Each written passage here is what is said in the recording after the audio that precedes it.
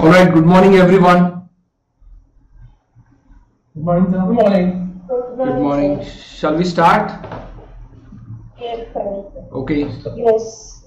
perfect. So, we will start with the consolidation question. We will solve two questions, one on balance sheet and another on P&L.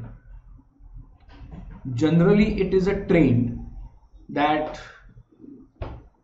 in December examination they will ask a question on balance sheet, and for June they will ask a question on P&L, but this can change at any point of time, and it has been seen in past also that some few attempts later they switch this kind of a trend. So we cannot afford to actually take this risk and prepare only for the P&L question being June attempt. So it can be any question, so we will prepare for both. You already have three questions recorded with you plus this two. Those three are different, these two are different. I have also recorded couple of questions. I'll just have to check. So considering those two, it may become 7 questions in all. Even if not 7, these 5 questions are with you. Earlier, before this changed paper pattern, consolidation question was asked for 40 marks, and at that time that question was really lengthy and really it was very difficult. I mean, not difficult, I would say. It was very it was very lengthy and it was difficult to capture all the adjustments, write it down within that examination environment. So it required lot of practice before you solve the consolidation question. However, after this question has been reduced from 40 marks to 25 marks, this question has become lot much simpler, lot much easier than compared to the earlier paper pattern. For 40 marks question, there used to be two subsidiaries or one subsidiary along with one associate or one joint venture. If two subsidiaries, then both acquisition dates were different, net worth calculation was different. ये बहुत अलग अलग होता था, and we had to keep a lot of tab on date of acquisitions, transactions of two subsidiaries. Had it been an associate or joint venture, then which is associate, which is joint venture, there we had to pick up only the profit element of it, and we have to also consider the intercompany eliminations as far as unrealized profit is concerned, not the transactions as far as associate joint venture is concerned. So all these things were quite, what I would say was a task as such, to keep a tab of all these many things. It's little and far much simpler because we have only one subsidiary now after they have reduced it to 25 marks. Now there are two questions, balance sheet, P&L. In balance sheet, generally they will provide us standalone financial statements or separate financial statements in front of you. They will provide the investment related details to you, that when the acquisition of that investment has taken place, how much control has been taken, when the control has been taken, what was the net worth as on the date of acquisition, or if it is not given straightforward, they will give you the indirect way, what is the net worth as on the date of acquisition. You will have to find out that, not always, sometimes it may be given directly. This balance sheet is as on the reporting date. You cannot consider this net worth as on the date of acquisition, so there is a difference. So you will have to find out the net worth as on the date of acquisition, net worth as on the date of reporting is given. So difference between two is post acquisition profit, which you will have to bifurcate between the owners of the equity and NCI, non controlling interest. इसके बाद आपको goodwill calculation से related information आएगी, क्योंकि वहां पे purchase consideration से related information they will provide you. With the help of that, how to calculate the NCI at fair value, at proportion or at proportionate share of net assets, that information will be given to you Either of this you will choose based on the facts given in the question, and accordingly you will calculate the goodwill or gain on bargain purchase. You will account for it accordingly. Sometimes goodwill impairment related adjustment is also required in the same question, so that goodwill impairment related adjustment you will have to do. Subsequently you will calculate the NCI for the as on the reporting date, which will be presented in the balance sheet, final consolidated balance sheet. So that NCI you will have to calculate. Another important adjustment is calculation of retained earnings of the parent. Very important adjustment.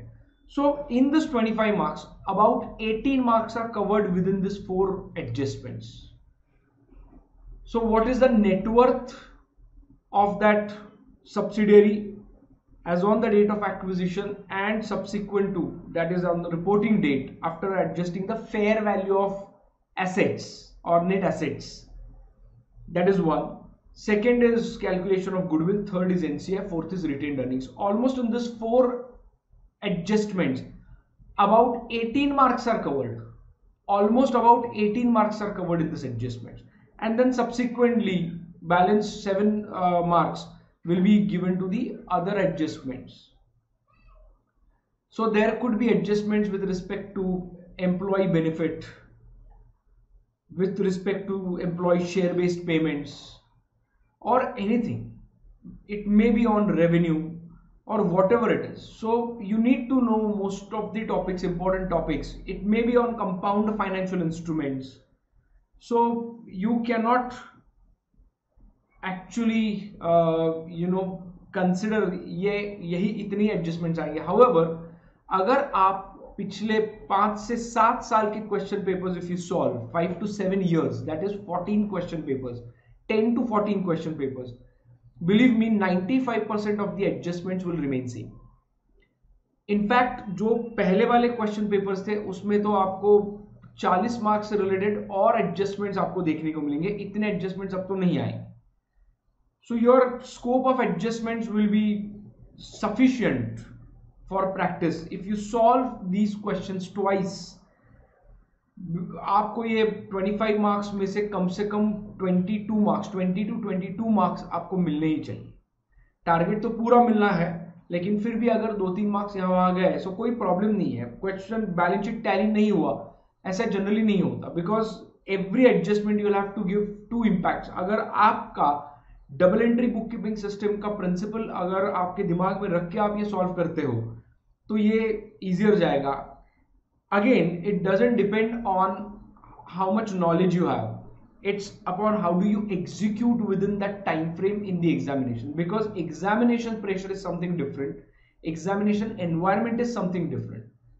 The more you keep cool and concentrate harder on the question without looking at whether my balance sheet will tally or not, I think you are good to go about it.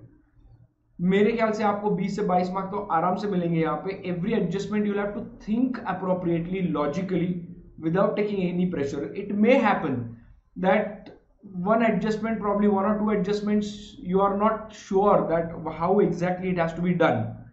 That's okay. It doesn't make any difference. You will not fail because of that 2 adjustments. So आपको क्या करना है, बस concentrate करके हर एक का impact ठीक ठीक जगह पे दिया तो आपको कितना ज़्यादा से ज़्यादा 10 मार्क जाएगा, 15 मार्क तो मिलेगा. बाकी के और 75 मार्क्स हमारे पास है. So do not take any kind of a pressure of this question at all. The more you keep cool, you will be able to solve it appropriately. So let's start reading this question paper. As I said, वो 18 marks लगभग जो cover होते हैं पहले 4, वो भी बदल सकता है. It's not about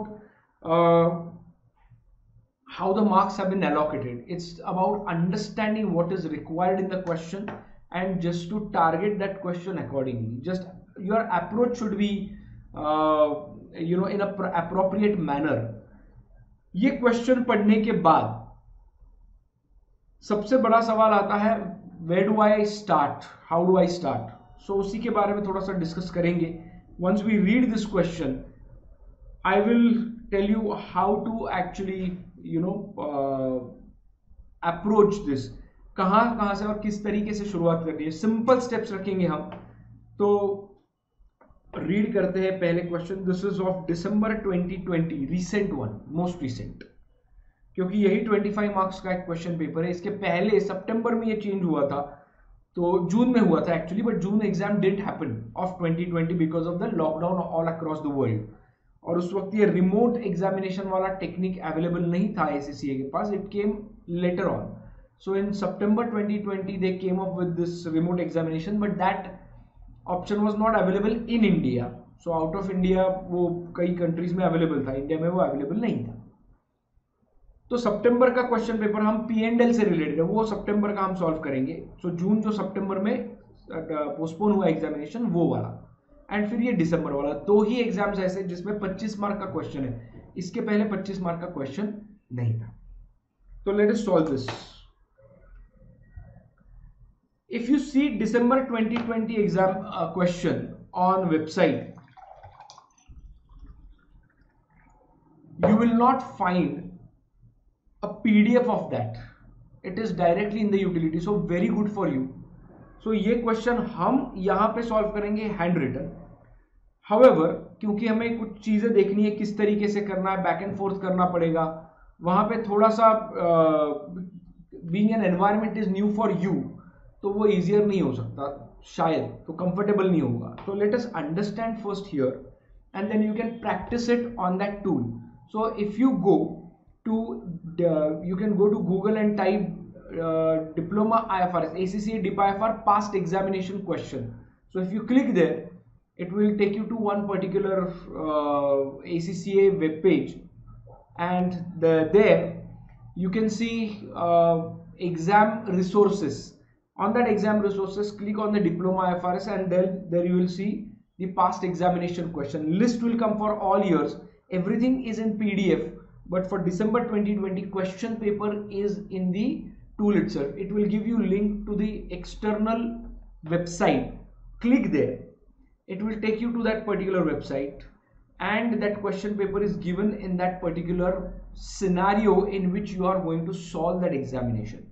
So आप वहाँ पे जाके ये question solve कीजिए. और भी कुछ एक डेमो है वहां पे. Apart from this question another question will be there. Solve that as well as a practice in that particular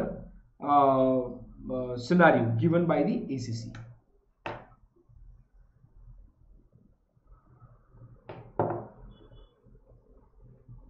So they have said exhibit.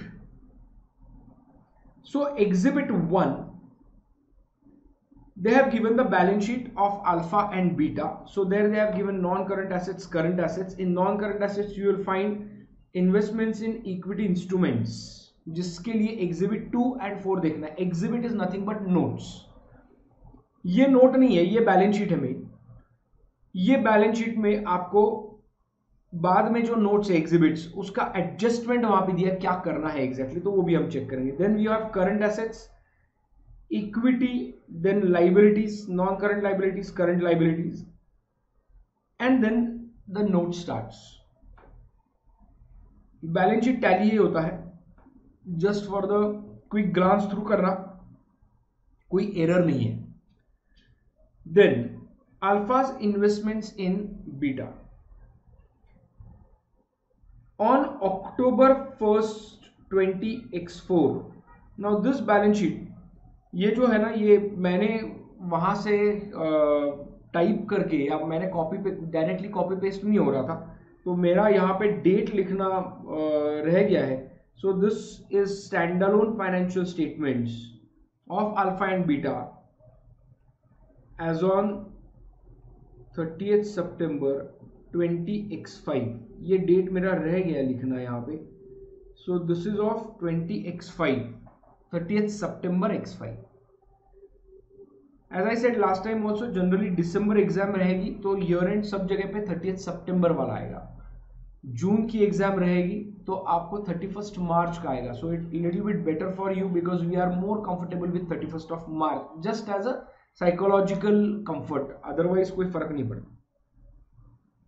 On 1st October 20x4, exactly a year back, Alpha acquired 60 million shares in Beta and gained control of Beta.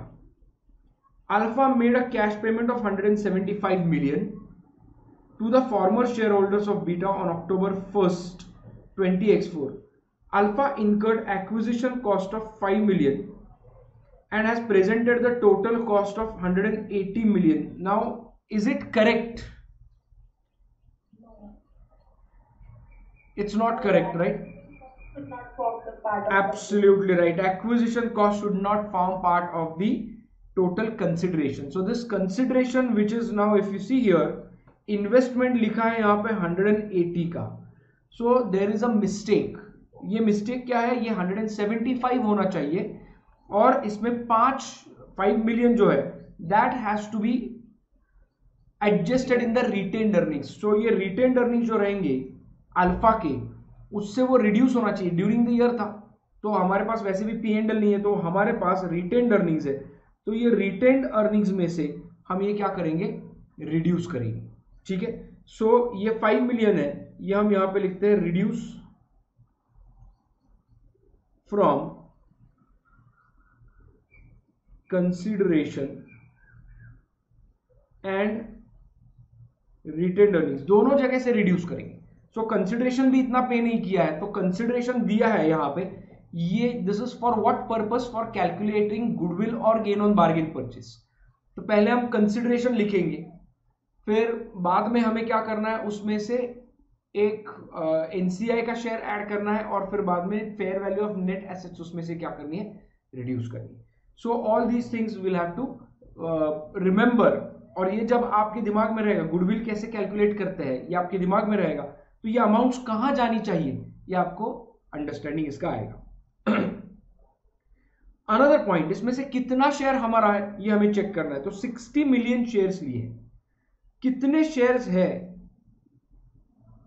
Now one peculiarity of the ACCA problem question is this amounts are always in USD. अभी तक का तो trend इस तरीके से है, तो ये थाउजेंड्स में देते हैं और एडजस्टमेंट्स जो आएगी वो मिलियंस में आएगी. तो आपको ये पता होना चाहिए कि 60 मिलियन इज 60,000. तो ये आपका यहां पे कैलकुलेशन दिमाग में फिट चाहिए. तो 60,000 shares divided by total 80,000 multiplied by 100, कितना आता है ये? I think 75%. तो 75% यहां पे क्या है? ओनर से. एंड एनसीआई कितना रहेगा यहां पे? 25%. तो ये पहले कैलकुलेशन आप करके रखिए. आपको एक स्क्रैच पैड भी मिलता है on the that particular utility. तो आप स्क्रैच पैड पे यहां पे सब नोट्स लिख सकते हो, या आपका आंसर शीट जो है वहां पे भी आप ये लिख सकते हो. जरूरत नहीं है आपकी वो सब डिलीट भी करे. It can form part of your answer also. So you make your notes initially. तो यहाँ पे आप क्वेश्चन पेपर आपका E question paper, electronic question paper होने की वजह से you will not be able to write anything. At least in remote examination. Remote examination में आप कुछ नहीं कर सकते. तो आपको वो सभी जो भी करना है वो आपको जो कंप्यूटर स्क्रीन दिखता है वहीं पे आपको ये करना है. But it is lot much easier than what we are writing it here. आपको एक बेनिफिट बताता हूं. मैं आता हूं इस क्वेश्चन के ऊपर दोबारा से क्विकली. ये जो लिखा है ना, ये सब जनरली हम स्टार्ट करते हैं, बैलेंस शीट हम पोस्ट करते हैं पहले. तो यहां से डायरेक्टली कॉपी पेस्ट करो आप. ये कॉपी पेस्ट क्वेश्चन से आंसर शीट में होता है. एक हाफ में स्क्रीन के you will keep your question paper and on the second half of the screen you will keep your this thing answer sheet. So यहां से कॉपी करके यहां पे पेस्ट कर सकते हो. लिखने की जरूरत नहीं. You save lot of time. You don't have to use your ruler, pencil for drawing any kind of formats. So you can do it directly in an Excel sheet, because this question has to be solved in an Excel sheet like utility. वो utility में Excel sheet नहीं रहेगा, वहां पे कुछ drawbacks है उसकी. तो ड्रॉबैक्स नहीं कह सकते, वहां पे उसके कुछ लिमिटेशंस हैं, ये मैं कह सकता हूं. सो लिमिटेशंस में आप ऐड लाइन कर नहीं कर सकते, डिलीट रो नहीं कर सकते, तो वहां पे कुछ अलग टेक्निक यूज करनी पड़ेगी, but once you start using it you will be able to understand, but it saves lot of time, believe me. Back to the question. अभी क्वेश्चन से डाइवर्ट नहीं करूंगा, जो भी चीज है मैं आंसर जब लिखेंगे हम तब मैं बात करूंगा। Condition of a purchase agreement was that Alpha would make further cash payment to the former shareholders of Beta on 30th September 2000x4। मतलब कितने साल बाद? 3 साल बाद। एक्विजिशन हुआ है 1 अक्टूबर 2000x4 और एडिशनल कंसिडरेशन कब पे किया जाएगा? On 30th September 2000x7। सो 5, 6, 7 3 साल के बाद। The amount of this further cash payment depends on the performance of Beta in 3-year period from 1st October to 30th September x7. So 1st October 20x4 to 30th September 20x7. On 1st October 20x4, the fair value of this conditional payment was 60 million. ये क्या है? Which consideration is this? Contingent consideration, absolutely right, perfect. This is a contingent consideration because the performance of Beta in the year ended 30th September 20x5 was below expectation. The fair value of the conditional payment had been reduced to 50 million by 30th September 2000x5. Alpha has not made any entries in its own financial statements with respect to the conditional payment. Ideally, ये purchase consideration में ये चीज आनी चाहिए थी। So, ये जो initial है 60 million, add it in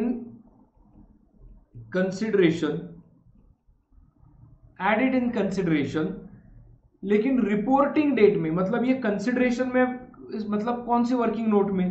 ये गुडविल की जो वर्किंग नोट हम करेंगे गुडविल कैलकुलेशन की, तो उसमें हमें 180 से 5000 रिड्यूस करना है। ये 180 से 5000 रिड्यूस करना है, इसमें 60,000 ऐड करना है, करेक्ट। लेकिन रिपोर्टिंग डेट में लाइबिलिटी जो दिखेगी, क्योंकि this has to be a liability also, second impact उसका लाइबिलिटी में आएगा, बट ये लाइबिलिटी रिड्यूस हो चुकी है बाद में 50,000 2015 में। सो ये लाइबिलिटी में इंक्लूड करना चाहिए, इन्होंने किया ही नहीं था। सो एड इट इन लाइबिलिटी, लेकिन यहां से हमने कंसिडरेशन में 60,000 कंसिडर किया है। सो ये 10,000 जो है it is gain in retained earnings, क्योंकि फेयर वैल्यू चेंजेस जो सब्सिक्वेंटली होते हैं with respect to consideration, contingent consideration, it will be given impact in the profit and loss account. यहां पे हमारे पास प्रॉफिट एंड लॉस अकाउंट नहीं है, तो वो कहां पे आया रहेगा? रिटेन्ड अर्निंग्स में आया रहेगा। Are you with me on this? Yes, sir. Yes, sir. On 1st October 20x4, Beta had retained earnings of 80 million. अब ये बीटा की बात है।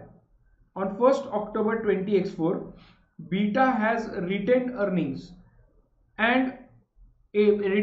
of 80 million and other components of equity as a 45 million. जैसे मैंने कहा था आपको, net worth as on the date of acquisition, this is date of acquisition जो है वहां का आपको क्या है, ये नेटवर्थ दिया है, ये रिटेन्ड अर्निंग्स और ओसीआई का कंपोनेंट दिया है। तो यहां पे ये रिटेन्ड अर्निंग्स एंड ओसीआई का कंपोनेंट इन्होंने दिया है। ये तो रिपोर्टिंग डेट का है, उन्होंने पहले का दिया है एक्विजिशन डेट का। शेयर कैपिटल के बारे में कुछ नहीं कहा, तो share capital V will assume it had remained the same. ये कहां पे काम में आएगा हमें? ये काम में आएगा, हमारा पहला एक वर्किंग नोट करेंगे हम, analysis of the net worth of the beta. तो सब्सिडरी का नेटवर्थ एनालाइज करके प्री पोस्ट एक्विजिशन क्या है वो कैलकुलेट करेंगे। वो हम किस लिए कैलकुलेट करते हैं? क्योंकि उसका एक इंपैक्ट हमारा जाता है गुडविल कैलकुलेशन के लिए भी, और एक एनसीआई के कैलकुलेशन में भी जाता है, ठीक है ना। On 1st October 20x4, the fair values of Beta's identifiable assets and liabilities. were the same as their carrying amounts in the individual financial statements, तो ये सेम है तो मैं यहाँ पे ये नहीं करता हूँ, with the exception to the property plant and equipment which had a carrying amount of 150 million and fair value of 205 million. It's a very simple thing that Beta will not sell its property plant and equipment or assets at a carrying value. So carrying value was 150 million, but it had been sold at 205 million. So fair value was 205 million. So ideally, Alpha should record in its consolidated financial statements these assets at fair value. The fair value is 205. So whatever the net worth is given here, ये net worth है along with the share capital. This has to be adjusted with this additional amount. Because net worth कैसे आती है, हमने calculate किया था, net assets is net worth, all assets fair value minus fair value of liabilities is equal to net worth.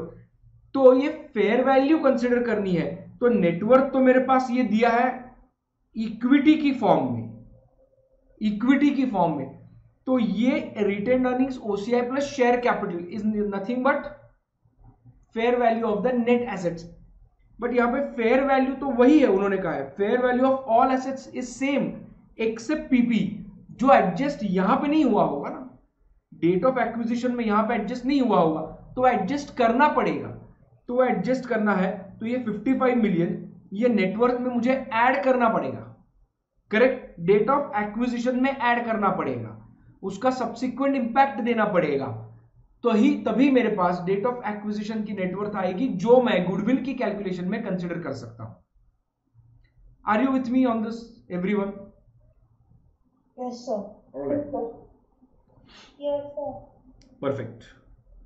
Now, on 1st October 20x4, the useful life of the property, plant and equipment was 5 years.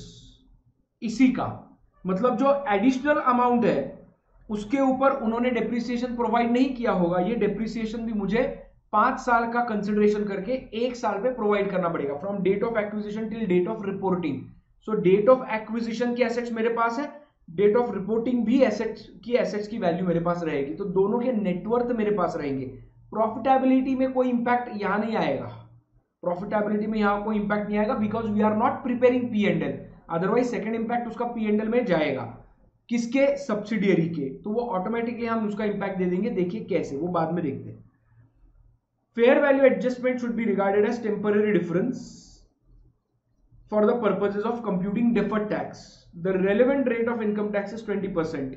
तो हमने कल ही किया था कि जब ये fair value change होती है तो उसका टैक्स बेस तो 150 मिलियन रहेगा, बट उसका अकाउंटिंग बेस या कैरिंग वैल्यू चेंज होगी 205 मिलियन. ये जो डिफरेंस आएगा उसके ऊपर डेफर्ड टैक्स लाइबिलिटी क्रिएट होगा. करेक्ट, तो ये डेफर्ड टैक्स लाइबिलिटी का एक क्वेश्चन है जो हमें एडजस्टमेंट यहां पे करना पड़ेगा. Directors of alpha measured the non controlling interest at its fair value. तो आपको ये नेटवर्थ एट सच कैलकुलेट किस लिए करनी है वो बाद में पता चलेगा. हाउएवर ये आपको फेयर वैल्यू में करनी है, और उन्होंने फेयर वैल्यू कैलकुलेट किया है 65 मिलियन. आगे लिखा है on 1st of October the fair value of non-controlling interest was 65 million. Exhibit 3, ये पहला ही नोट बड़ा रहता है, इसके बाद के नोट्स छोटे छोटे रहेंगे, क्योंकि इसमें से बहुत सारी चीजें हमें, और बहुत सारे मार्क्स इसी के ऊपर भी है, बहुत सारे मार्क्स इसके ऊपर भी है. इंट्रा ग्रुप ट्रेडिंग, अब छोटे छोटे मार्क्स शुरू हो गया हमारे पास. Since 1st October 2004, Beta has been supplying Alpha with the product. Beta earns a margin of 25% on the product. On 30th September 2000x5, the inventories of Alpha included 20 millions in respect of the product. So 25% margin कहा है, तो it is on selling price. ये कहीं नहीं लिखा 25% on cost और something like that. So margin is generally associated with the sales prices. तो यहां पे थोड़ा सा ध्यान देना पड़ता है कि 25% on the margin, so 25% margin, तो ये जो है ना इसके ऊपर 25%, सो कितना है $5 million. $5 million unrealised profit inventory में है, तो ये इन्वेंट्री से रिड्यूस होगा, reduce from inventory and reduce from the profit of whose profit Beta. Beta.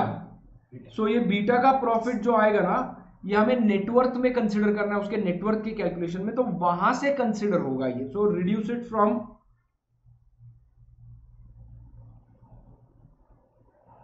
बीटा's profit,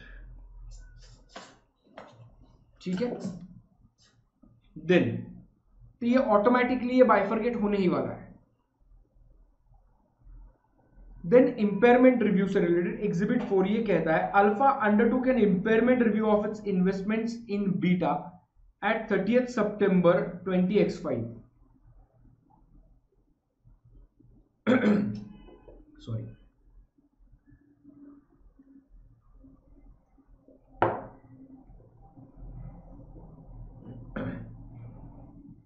they have undertaken an impairment review of its investments in beta। तो beta की जो investments है उसको इंपेयरमेंट के लिए कंसिडर किया है। तो उन्होंने क्या कहा है, 3 CGUs है बीटा में, ए बी सी, उसका एलोकेशन का परसेंटेज दिया है आपको, जितनी भी नेटवर्थ है उसका एलोकेशन दिया है परसेंटेज में। जो भी गुडविल आएगा, हमने अभी कैलकुलेट नहीं किया बट वो गुडविल भी आएगा, तो वो गुडविल एलोकेट करना पड़ेगा। और आपको यहां पे रिकवरेबल वैल्यू दी है। What you have to find out is the net worth as on 30th September 20x5। ये यहां पे नेटवर्थ जो आएगा ये आप यहां पे एलोकेट करोगे, यहां पे जो गुडविल आएगा ये आप एलोकेट करोगे, जो भी गुडविल आएगा तीनों इसके ऊपर, ये गुडविल आप एलोकेट करोगे।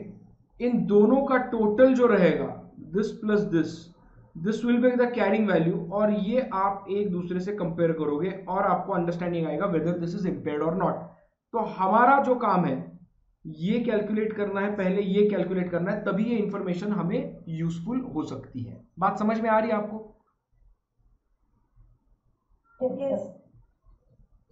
ना retirement plan, Alpha has established a defined benefit retirement plan for its current and former employees। किसने? Alpha has established, बीटा का नहीं है ये, अल्फा का है। Beta has not established such plan, beta का कोई ऐसा प्लान नहीं है। Statement of financial position of Alpha in Exhibit A shows net defined benefit pension liability as on 30th September 20x4। देखिए पेंशन लाइबिलिटी जो है ये कब की है, 30th September 20x4, ये पुरानी है, 1 साल पुरानी है, और ये नेट है। नेट मतलब इसमें एसेट्स माइनस हो चुके हैं ऑलरेडी। सो ये नेट उन्होंने दिया है। अभी हमें क्या करना है, वो लाइबिलिटी से करंट ईयर का हमें क्या करना है, फाइंड आउट करना है बैलेंस क्या रहेगा। जो रिकंसिलिएशन के आइटम्स आएंगे उसका रिस्पेक्टिव जगह पे हमें क्या करना पड़ेगा, अकाउंट फॉर करना पड़ेगा। देखिए during the year ended 30th September 20x5 Alpha made a payment of 30 million to the plan assets है ये, plan assets, contribution to plan assets। When making this payment, Alpha debited retained earnings. Is it correct? No. It's wrong. Ideally, it should be debited to plan assets, और ये bank में जाना चाहिए। That's it. It's a contribution. It is not reduction of a profit and credited cash. So यहाँ पे हमें retained earnings क्या करने पड़ेंगे? To that extent, 30 million तक हमें we'll have to adjust retained earnings. So we'll include it as a part of retained earnings, add it in retained earnings, and मतलब मेरा प्रॉफिट बढ़ेगा ना, क्योंकि अभी ड्यूरिंग द ईयर उन्होंने क्या है, प्रॉफिट कम किया, तो मैं वो बढ़ाऊंगा। प्लान एसेट्स अकॉर्डिंगली मेरा कंट्रीब्यूशन वहां पे आ जाएगा। This is the only accounting entry which has been passed in relation to the plan for 30th September 2000x5। इसका मतलब सिर्फ रिटेन अर्निंग्स कम किए उन्होंने, अदरवाइज बाकी कोई एंट्री पास नहीं किया। The current service cost for 2005 30th September was 25 million. सो ये मुझे रिटेन अर्निंग से रिड्यूस करना पड़ेगा क्योंकि इसका अकाउंटिंग एंट्री किया नहीं है. Net interest cost on the pension liability for the year ended was 2.5 million. ये भी रिटेन अर्निंग से रिड्यूस करना पड़ेगा.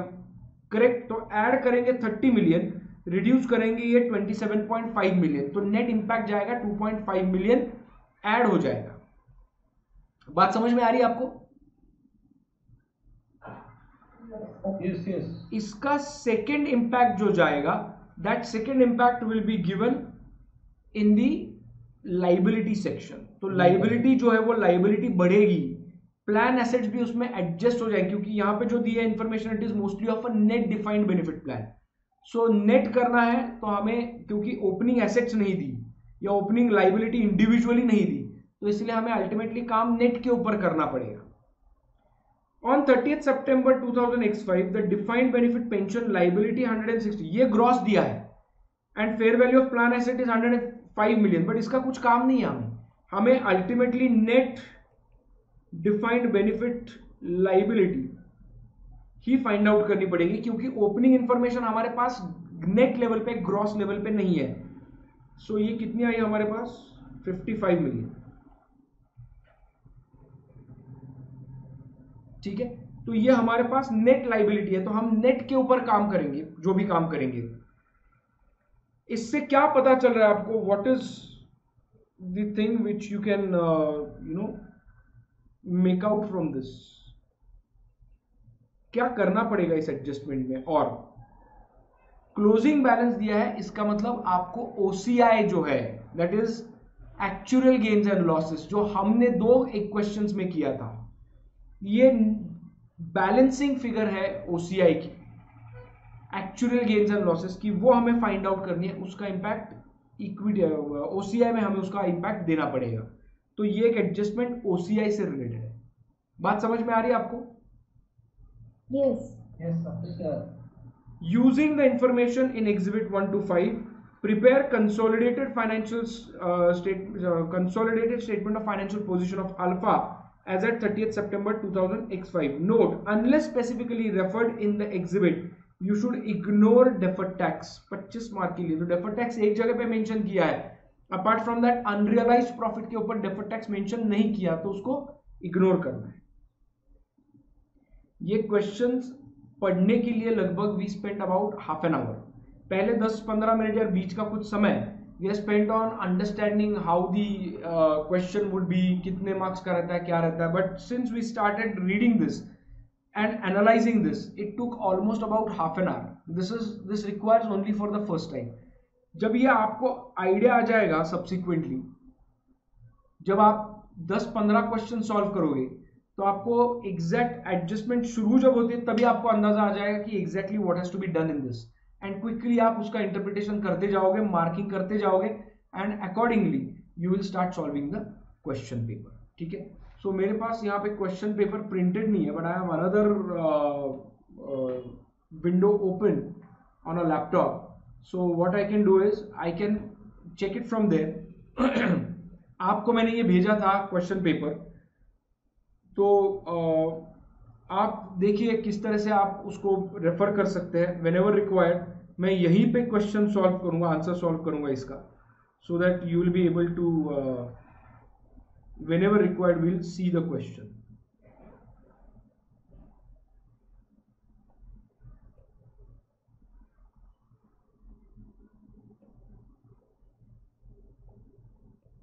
मैं पेजेस ऐड करके रख रहा हूं just in case if we require.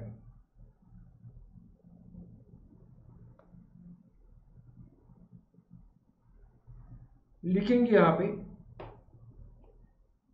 Books of alpha. ये आपको एग्जामिनेशन में लिखने की जरूरत नहीं है, कॉपी पेस्ट हो सकता है वहां पे, बस कंसोलिडेटेड नहीं रहेगा, that you will have to consider. Books of Alpha आप लिखिए consolidated statement of financial position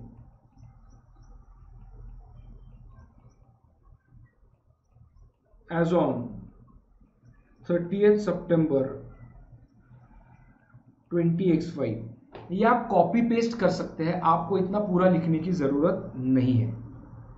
so lot of time is saved in this.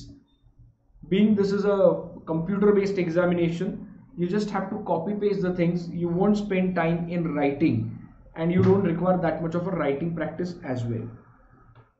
हम ये पहला क्वेश्चन सॉल्व कर रहे हैं इसीलिए यहाँ पे सॉल्व कर रहे हैं, otherwise we can directly do it on the laptop और डेस्कटॉप एज वेल। नाउ पहले तो शुरुआत कैसे करनी है, always remember and keep this in mind whether it is a balance sheet problem or it is a P&L problem.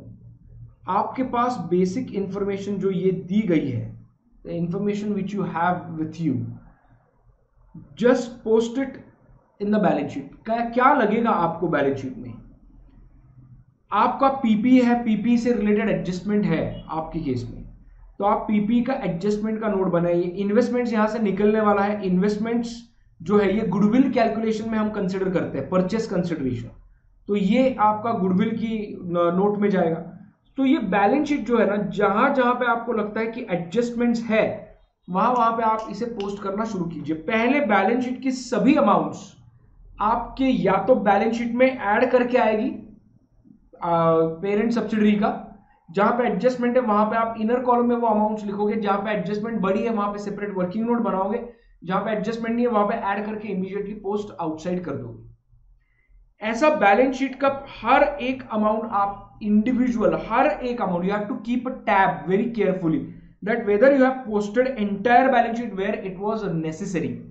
पहला step ये कीजिए, आपका टेंशन यहां पे believe me 50% tension will be released, क्योंकि आपके दिमाग में अब जहां जहां पे जो जो चाहिए वो बात है। तो पहले तो आप वही बैलेंस शीट का फॉर्मेट कॉपी कीजिए, जो नहीं चाहिए वो डिलीट कीजिए।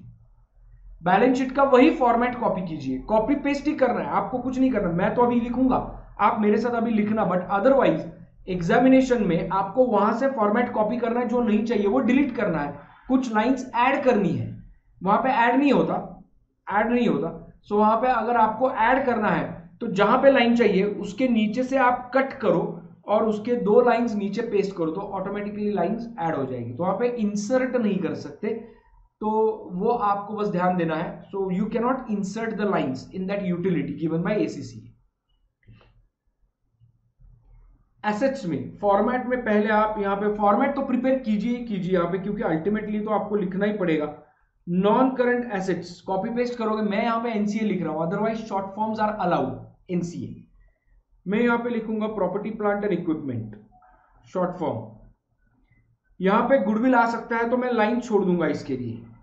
अब वैसे भी पीपी में नॉन करंट एसेट्स में ज्यादा कुछ आने के चांसेस है नहीं, क्योंकि अब यहाँ पे पीपी और इन्वेस्टमेंट 2 ही चीजें है, तो ये दोनों के सिवाय ज्यादा कुछ यहाँ पे नहीं आएगा। गुडविल आ सकता है, दैट्स इट, और any additional intangible assets, but अपने नोट्स में जितना भी हमने पढ़ा उसमें ऐसे कोई आइडेंटिफाइबल नेट एसेट कुछ यहाँ पे नहीं है, तो उसका भी कुछ मेंशन नहीं है, तो वो भी नहीं आएगा। तो गुडविल आ सकता है वो भी, तो वो हमें कंसिडर करना है। इसके बाद कुछ लाइन छोड़ेंगे करंट एसेट्स में हमारे पास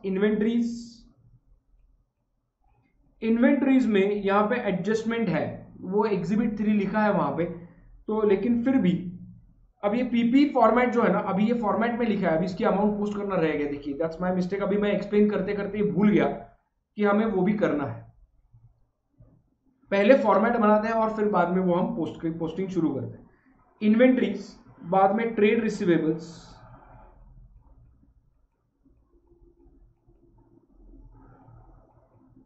cash and cash equivalents,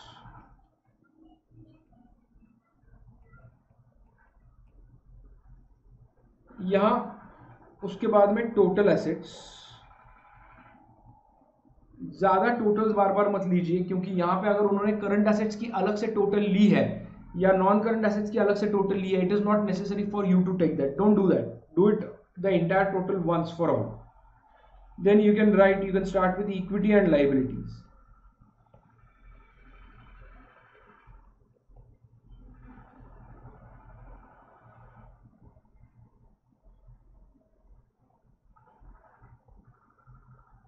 equity में आप लिखिए शेयर कैपिटल पहले, शेयर कैपिटल के बाद आपके इसमें है retained earnings and other components of equity. So यहां पे रिटेन्ड अर्निंग्स,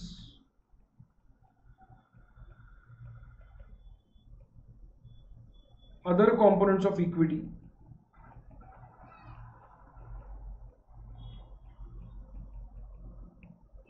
देन आपके पास है, अब यहां नहीं है बट यहां पे एनसीआई आएगा ही आएगा।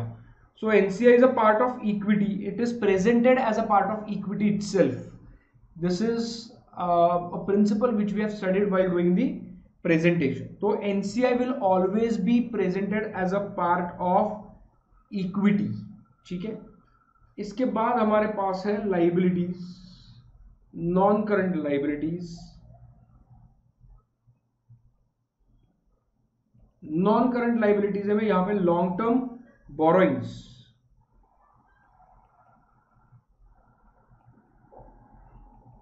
Long term borrowings, deferred tax आएगा यहां पे, देन आपके पास है पेंशन लाइबिलिटी, और कुछ यहां से आ सकता है जो हमने कंटिंजेंट कंसिडरेशन के बारे में लिखा था, तो यहां पे वो भी आएगा। तो एक दो लाइन छोड़ दीजिए एंड देन यहां पे करंट लाइबिलिटीज लिखिए। करंट लाइबिलिटीज में आपके पास है ट्रेड एंड अदर पेएबल्स,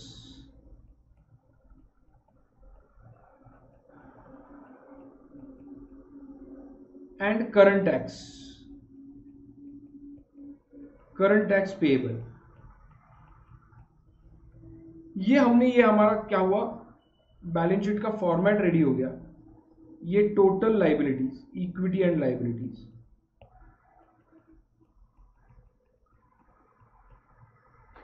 अब इसके बाद आपके वर्किंग नोट शुरू हो जाएंगे।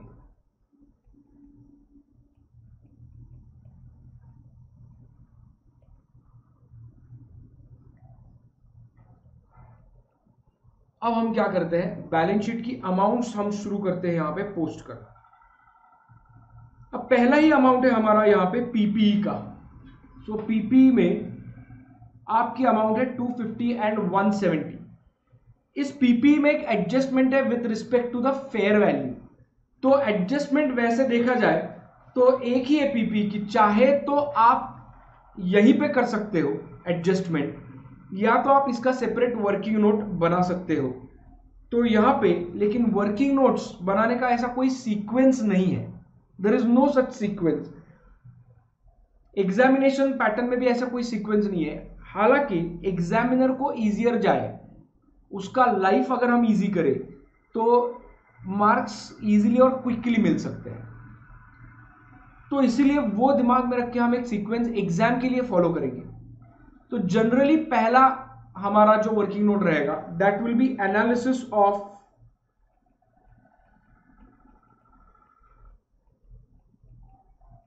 नेटवर्थ ऑफ बीटा, ये सब्सिडरी है।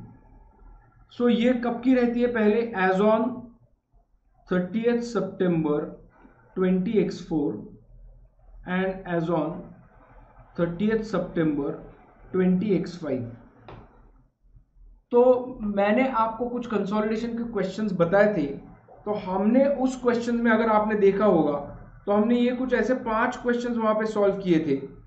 Let's say this is beginning of year,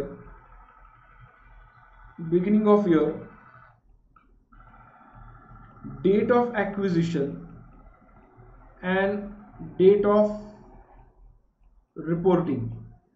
तो हमने देखा था कि पहली बात यहां से यहां तक नेटवर्थ कैसे कैलकुलेट की जाए, फिर यहां से यहां तक की नेटवर्थ कैसे कैलकुलेट की जाए, रादर इसमें अगर कुछ चेंजेस होते हैं तो how it will impact the net worth. So यहां की नेटवर्थ हमें जरूरी होती है और यहां की नेटवर्थ जरूरी होती है। ये हमारी नेटवर्थ काम में आती है for calculation of goodwill and NCI as on date of acquisition, इसके लिए ये काम में आता है।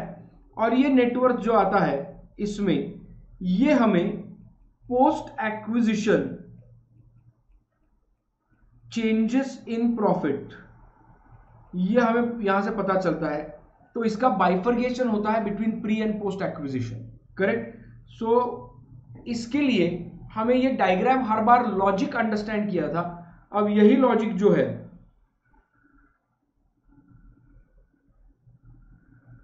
मैं ये डिलीट कर रहा हूं सब, ये सिर्फ अपने अंडरस्टैंडिंग के लिए हमने समझा था, बट एक बार लॉजिक क्लियर हो गया।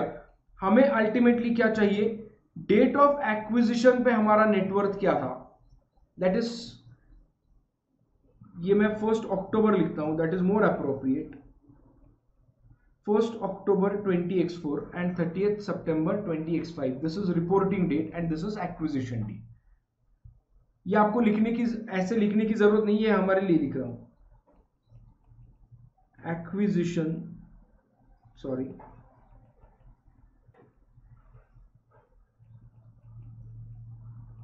Date and this is reporting date. ये लिखने की जरूरत नहीं है एग्जामिनेशन। देन जनरली उसके लिए थोड़ा सा हम जगह छोड़ेंगे, तो इसमें बहुत सारी एडजस्टमेंट्स हो सकती है, तो ये हम यहाँ पे जगह छोड़ेंगे। उसके बाद प्री पोस्ट में बाइफर्गेशन भी करना होता है, तो हम डायरेक्टली दूसरे पेज में आते हैं। Working note number 2, calculation of goodwill. यहाँ पे गुडविल ही रहेगा, बिकॉज गुडविल इंपेयरमेंट से रिलेटेड यहाँ पे क्या है, एडजस्टमेंट है। तो ये हम थोड़ा तो एंटिसिपेट यहां से कर सकते हैं कि यहाँ पे गुडविल ही रहेगा।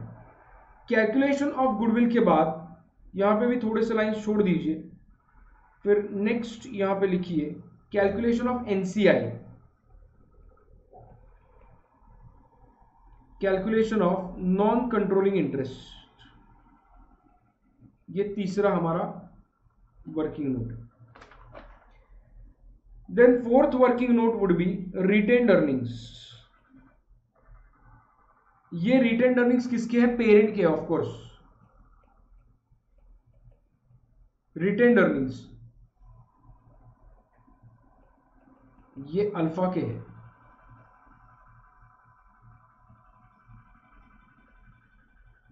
देन इसमें भी कुछ एडजस्टमेंट्स हो सकती है। सो नेक्स्ट हमारा जो रहेगा, ये 4 एडजस्टमेंट्स जो है ना, ये बहुत इंपॉर्टेंट है। ये एडजस्टमेंट्स आपको लगेंगे ही लगेंगे, बैलेंस शीट का क्वेश्चन आता है तो आपको ये 4 एडजस्टमेंट से रिलेटेड काम पड़ेगा। तो ये पहले 4 एडजस्टमेंट्स हम करके लेंगे, उसके बाद फिर हमारा क्या रहेगा, पीपी ले सकते हैं हम यहाँ पे। अब यहाँ पे कोई बात का सीक्वेंस नहीं है, अब आप पीपी ले सकते हो यहाँ पे, ठीक है। अब जैसे जैसे एडजस्टमेंट आएंगे, नहीं एक sorry, other components of equity भी है, वो मैं भूल गया। अदर कंपोनेंट्स ऑफ इक्विटी, सिर्फ रिटेन्ड अर्निंग्स नहीं है, अदर कंपोनेंट्स ऑफ इक्विटी, वहां पे भी एक एडजस्टमेंट है एक्चुअल गेन्स एंड लॉसेस की, तो वो आएगी यहाँ पे, उसमें ज्यादा स्पेस नहीं लगेगी।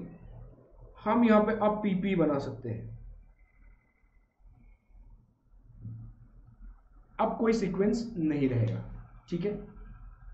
इसके बाद रिटायरमेंट बेनिफिट प्लान्स और ये सब, एक इम्पेयरमेंट और ये सब आते जाएगा।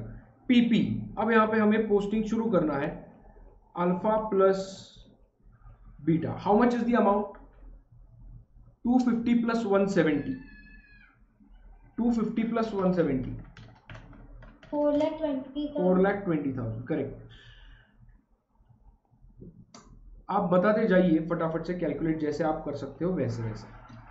देन अब जाइए बैलेंस शीट में दोबारा से वापस, आपके पास पीपी के बाद इन्वेस्टमेंट्स इन इक्विटी इंस्ट्रूमेंट्स है, कहां जाना चाहिए, वो कहां जाना चाहिए, नेटवर्थ में जाएगा। तो क्या होगा, ये नेटवर्थ से कुछ काम है इसका, किस लिए जाना चाहिए, करेक्ट, एब्सोल्युटली राइट। सो ये धीरे धीरे आपको प्रैक्टिस से ही आएगा, फटाफट से पता चलेगा। ये जो इन्वेस्टमेंट है 1,80,000 की, जिसमें हमें एडजस्टमेंट भी है, ये हमेशा गुडविल के लिए। तो गुडविल कैसे कैलकुलेट करते हैं हम, पहले तो परचेस कंसिडरेशन प्लस एनसीआई, इधर at proportionate share of net assets और एट फेयर वैल्यू, उसमें से नेट एसेट्स की फेयर वैल्यू हम रिड्यूस करते हैं, तो गुडविल और गेन ऑन बार्गेन परचेस निकल के आता है। तो यहां पे हम लिखेंगे कैरिंग वैल्यू ऑफ इन्वेस्टमेंट्स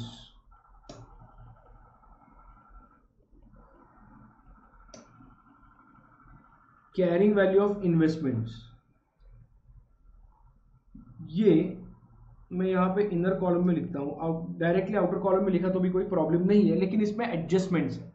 अभी कोई एडजस्टमेंट हम नहीं करेंगे यहाँ पे, वो बाद में जब आएगा वो तब करेंगे, पहले बैलेंस शीट पोस्ट करना है। थर्ड आइटम इन्वेंट्रीज, इन्वेंट्री में सिर्फ अनरियलाइज्ड प्रॉफिट से रिलेटेड एडजस्टमेंट है, डायरेक्टली यहाँ पे हम लिखेंगे इन्वेंट्रीज। इन्वेंट्रीज कितनी है 80,000 प्लस 60,000, जो भी अनरियलाइज्ड प्रॉफिट आएगा वो हम यहां से रिड्यूस करेंगे, उसके लिए जगह छोड़ेंगे, बाद में अमाउंट उसको हम बाहर लेके जाएंगे।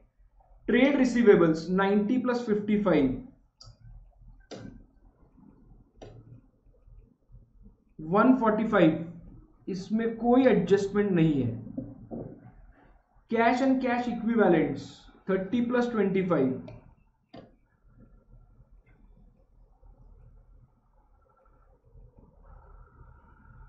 55,000।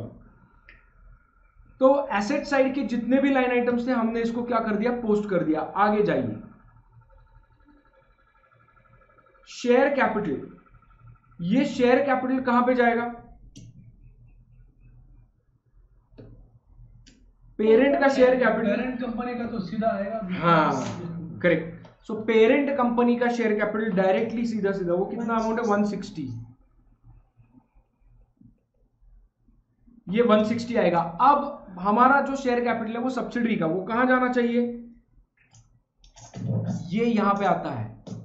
नेटवर्थ निकालिए हमें as on 1 October 20x4 and 20x5, ये x5 की है, तो यहां पे लिखिए share capital. Share capital directly x5 की है, ये 80,000। अब रिटेन अर्निंग्स और ओसीआई यहीं पे लिख लीजिए फटाफट से। Retain earnings and other components of equity, other components of equity, ये ओसीआई नहीं है एग्जैक्टली, बट ये अदर कंपोनेंट्स ऑफ इक्विटी है, ठीक है। तो इसमें अदर दूसरी चीजें भी आएगी। सो यहां पे ये कितने कितने अमाउंट है 85 एंड 45। हमेशा ध्यान में रखिए, जो बैलेंस शीट जब पोस्ट करते हैं तो उसका सिंगल इंपैक्ट ही जाता है, एक एक जगह पे एडजस्टमेंट के दो दो इंपैक्ट देना जरूरी होता है, ठीक है। अब रिटेन अर्निंग्स ऑफ पेरेंट, इसके लिए हमने एक वर्किंग नोट बनाई है। रिटेन अर्निंग्स ऑफ अल्फा वो कितना है 150, ये 150। Then other components of equity, यहां पे भी एक हमने बनाया है वर्किंग नोट, ये 60,000। यहां पे हमारा इक्विटी खत्म हो गया। अब लाइबिलिटीज, लॉन्ग टर्म बोरोइंग्स, क्या लॉन्ग टर्म बोरोइंग्स में कोई एडजस्टमेंट है क्या, पढ़ी है कोई लॉन्ग टर्म बोरोइंग्स में, कोई एडजस्टमेंट नहीं है लॉन्ग टर्म बोरोइंग्स में। यहां पे डायरेक्टली लिख लीजिए लॉन्ग टर्म बोरोइंग्स 90 प्लस 15।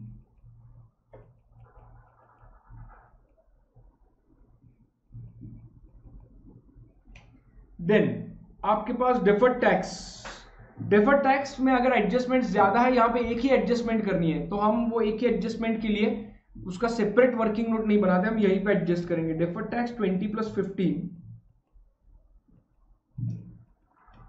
जो एक एडजस्टमेंट आएगी हम वो यहां पे एडजस्ट करेंगे और आगे लेके जाएंगे। पेंशन लाइबिलिटी, हमारा पेंशन लाइबिलिटी जो है उसका हमें क्या करना है, वर्किंग नोट करना है। सो नेट पेंशन लाइबिलिटी, यहां पे वर्किंग नोट बनाई है एडिशनल। पीपी में एक ही एडजस्टमेंट है, सो यहां पे pension liability, net pension liability as on 30th September 20x4 is how much, कितना, ये 50,000 है, ये 50,000 है, तो इसको ही हम एडजस्ट करेंगे। अब ये नेट कैसे आता है, जनरली अगर देखा जाए आप, तो आपका यहां पे लाइबिलिटी रहता है, आपका यहां पे प्लान एसेट्स रहता है, एंड देन यहां पे नेट रहता है।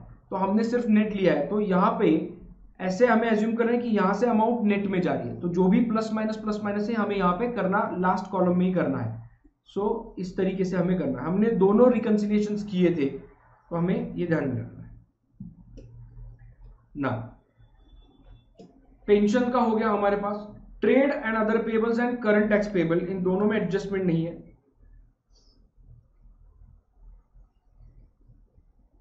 ट्रेड एंड अदर पेबल्स 70 + 50,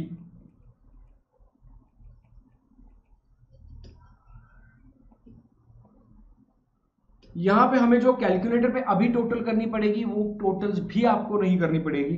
जो एक्सेल शीट आपको दिया जाएगा उसी पे डायरेक्टली आप जो सम का फॉर्मूला लगाते हैं वो आप लगा सकते हो। You have to just be careful about the signs, plus और माइनस साइंस, वो आप ध्यान दीजिए। Trade payable, sorry current tax payable 30 + 20,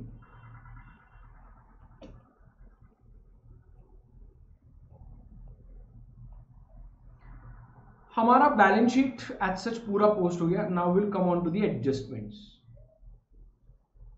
adjustment पहले इसमें लिखा है, अब एक एक करके हमने जो एनालाइज किया है और जो कुछ चीजें लिखी है वही हम क्या करेंगे, फटाफट से अकाउंट फॉर करेंगे।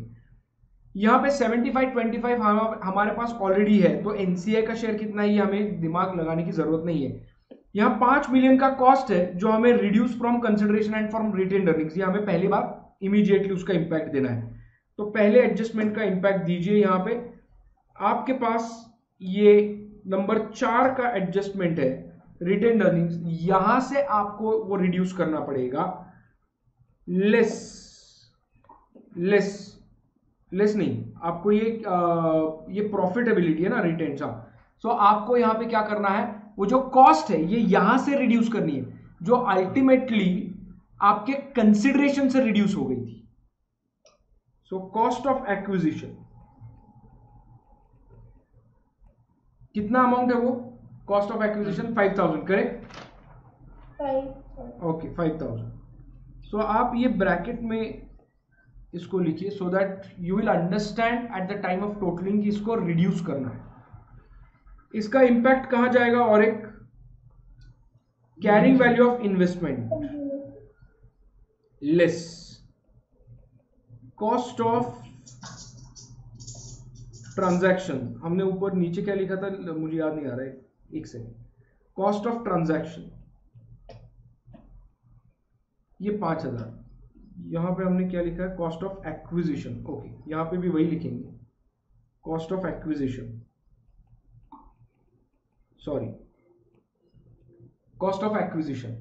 इसके बाद दो इंपैक्ट हो गए, एक एडजस्टमेंट के। सो हमने वो दो इंपैक्ट दे दिए। आगे देखिए, यहां पे लिखा है कंडीशन। अब यहां पे कंटिंजेंट कंसिडरेशन है हमारे पास, हमने एनालाइज ऑलरेडी करके रखा है। तो ये कंटिंजेंट कंसिडरेशन मेरा 60,000 का कंसिडरेशन में ऐड होगा, because this is as on the date of acquisition और this is as on the reporting date. ये पेंशन, ये लाइबिलिटी एडिशनल मुझे लिखनी पड़ेगी, करेक्ट? और ये रिटेन अर्निंग्स में इसका एक इंपैक्ट देना पड़ेगा, क्योंकि ये गेन है, gain on fair valuation of contingent consideration, ये गेन है। सो पहली बात, ये 60,000 जो है ये मेरे कैलकुलेशन ऑफ गुडविल में यहां पे आएगा, एड कंटिंजेंट कंसिडरेशन।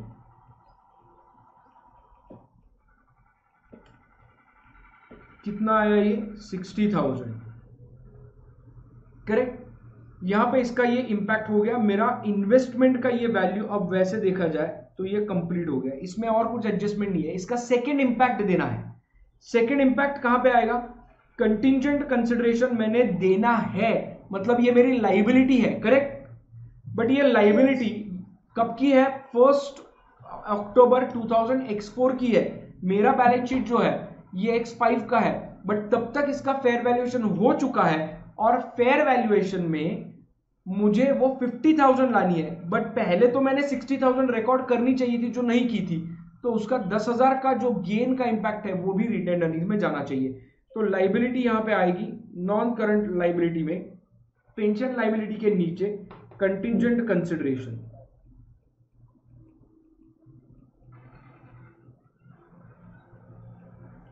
ये आएगा आपका 50,000 एंड अल्टीमेटली अब ये 10,000 का इंपैक्ट और बचा है, तो ये हमारा P&L में गेन हुआ है, तो ये रिटेन अर्निंग्स में हम इसे क्या करेंगे, इंक्लूड करेंगे।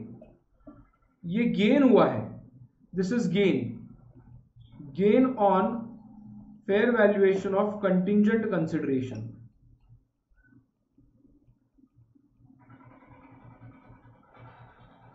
उसकी वैल्यू तो कम हुई है रिपोर्टिंग डेट में, तो गेन कैसे हो? लायबिलिटी कम हुई। लाइबिलिटी कम हुई तो गेन होता है या लॉस होता है? ये चीजें जैसे मैंने कहा, it is a matter of practice, और ये एग्जामिनेशन के टाइम जब हम सॉल्व करते हैं ना, तब ये ध्यान में आना जरूरी है। बट ये मैकेनिकल है, एक बार लॉजिक आपका क्लियर है ऑलरेडी, बट वो यहाँ पे कभी कभी क्या होता है ना, वो हम अप्लाई जब करते हैं तो थोड़ा सा इसमें इधर उधर हो सकता है, तो वो ध्यान दीजिए बस। तो यहाँ पे ये 10,000 का गिना है। नेक्स्ट हमने एनालाइज करके रखा है, इसलिए बार बार वही देखेंगे और लिख के भी रखी है चीजें, तो ये इसके एडजस्टमेंट्स हो गए। नेक्स्ट हमने बीटा का रिटेन्ड अर्निंग्स, और ये as on the date of acquisition हमें लिखना है 80 मिलियन एंड 45,000। ये कहां पे है? नोट 1। कितना अमाउंट है वो?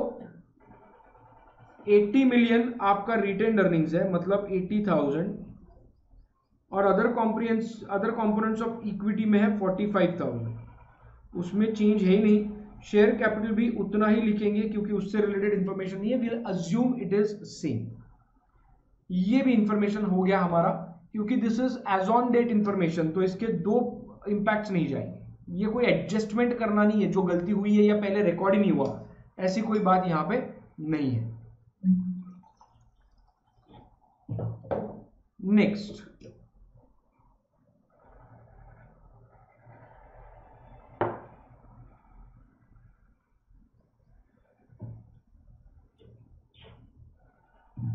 आगे लिखा है यहां पे फेयर वैल्यूएशन। अब फेयर वैल्यूएशन बाकी सभी एसेट्स का सेम है बीटा के, बट पीपी का हमें फेयर वैल्यूएशन बढ़ाना है, उसके ऊपर डेफर्ड टैक्स का इंपैक्ट हमें देना है, और नॉन कंट्रोलिंग इंटरेस्ट का यहाँ पे फेयर वैल्यू दिया है। तो ये 3 एडजस्टमेंट्स हम यहाँ पे करेंगे।